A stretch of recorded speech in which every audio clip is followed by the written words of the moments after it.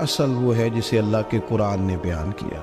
اللہ کریم نے فرمایا والعصر، اے محبوب علیہ السلام ہمیں آپ کے زمانہ مبارکہ کی قسم ہو، ان الانسان لفی خسر، فرمایا بے شک انسان خسارے میں، نقصان میں۔ اپنے تئیں کوئی دعویٰ کر لیتا ہے، آپ دیکھتے ہیں کہ بہت سارے لوگوں کے دعوے اپنے اپنے ہوتے ہیں نا۔ کسی بھی طالب علم سے آپ پوچھیں پیپر دے کے آئے تو پیپر کیسا ہوا ہے تو کیا کہتا ہے؟ جب کینڈیڈیٹ الیکشن لڑتے ہیں تو رات کو جب وہ سوتے ہیں تو سارے جیت کے ہی سوتے ہیں، ان کو سب یہی کہتے ہیں کہ لوگ سارے تیرے ساتھ ہی ہیں۔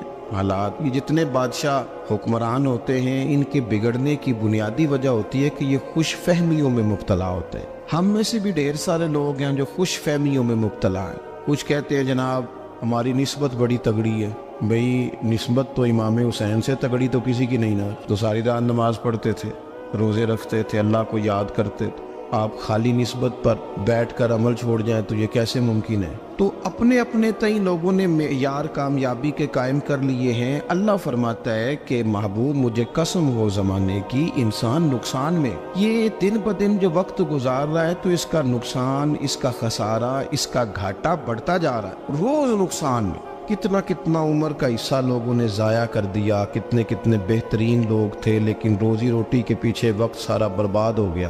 یہ رزق حلال کے لیے دوڑ دھوپ ہو وہ تو بڑی بات، لیکن تکبر کے لیے اور خواہشات، بیجا خواہشات کی تکمیل کے لیے، ایک دوسرے سے آگے بڑھنے کے لیے بڑا وقت ضائع کیا لوگوں نے۔ اچھا کوئی بھی نہیں جیتا، خاندانوں میں بھی کوئی نہیں جیتا، برادریوں میں بھی کوئی نہیں جیتا، پر لڑائی ساری زندگی کی ہے، میں نے آگے گزرنا ہے، میں نے آگے، حالانکہ کوئی کسی کو جیتنے دیتا ہی نہیں۔ اپنے اپنے تئیں لوگوں نے معیار قائم کیے کامیابی کے۔ اللہ فرماتے ہیں بے شک انسان نقصان میں ہے، لیکن جس میں 4 خوبیاں پائی جائیں اللہ کا قرآن کہتا ہے وہ بندہ کامیاب ہو۔ کون کون سی؟ الا الذین آمنوا، سب نقصان میں نہیں سوائے ان لوگوں کے جو ایمان لائے۔ سب سے پہلے کیا کرے؟ ایمان ہو اس کے پاس، مضبوط ایمان، وعملوا الصالحات، اور ایمان بھی لائے اور نیک کام بھی کرے، اور صرف نیک کام نہ کرے، وَتَوَاصَوْا بِالْحَقِّ، لوگوں کو حق بات کی نصیحت بھی کرے۔ اور ظاہر ہے سچ بولے گا، حق بولے گا تو بڑے لوگوں کے مفادات کو ٹھیس پہنچے گی، کچھ لوگوں کو تکلیف بھی ہوگی،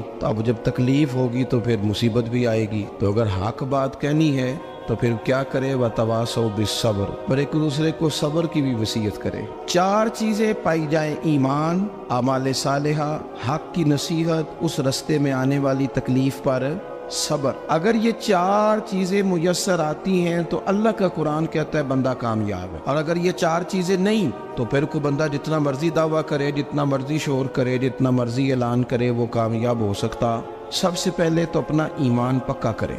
یہ جو کچی پکی باتیں کرتے ہیں نا لوگ، مسلمان جو ہوتا ہے نا، مسلمان وہ لاوارث نہیں ہوتا، وہ وارث والا ہوتا ہے۔ اس کا رب ہر وقت اپنی رحمت سے اس کی حفاظت کرتا ہے۔ مسلمان ہر وقت نبی پاک علیہ السلام کے نگاہ کرم میں رہتا ہے۔ اسے کمزور باتیں نہیں کرنی چاہیے کہ میرے کو پیچھے چڑھ گیا تو پتہ نہیں کیا ہو جائے گا، برادری مخالف ہو گئی تو پتہ نہیں کیا ہو جائے گا، سچ بول دوں گا تو لوگ پتہ نہیں مجھے مار دیں گے۔ ایسا ہو نہیں سکتا۔ چھری حضرت ابراہیم چلائے بھی نا تو حضرت اسماعیل کے حلق پہ چلنا اس نے تب بھی ہے جب اللہ حکم کرے گا، تو اللہ کی حکمت ہوگی، حکمت الہی ہوتی ہے تو کوئی کام ہوتا ہے، ورنہ ہوتا تو اپنی طبیعت میں مضبوط ایمان، توکل، اللہ پہ بھروسہ، مضبوطی افکار کی، کچی باتیں نہیں۔ دیکھو نبی پاک صلی اللہ تعالی علیہ وسلم نے فرمایا نیکی کو کبھی حقیر نہیں سمجھنا، کبھی حقارت سے نہیں نیکی کرنی کہ یہ بڑی چھوٹی ہے تو میں اس کو کروں گا۔ فرمایا کبھی حقیر نہ سمجھنا، نیکی کا کام جو بھی ملے کر دینا۔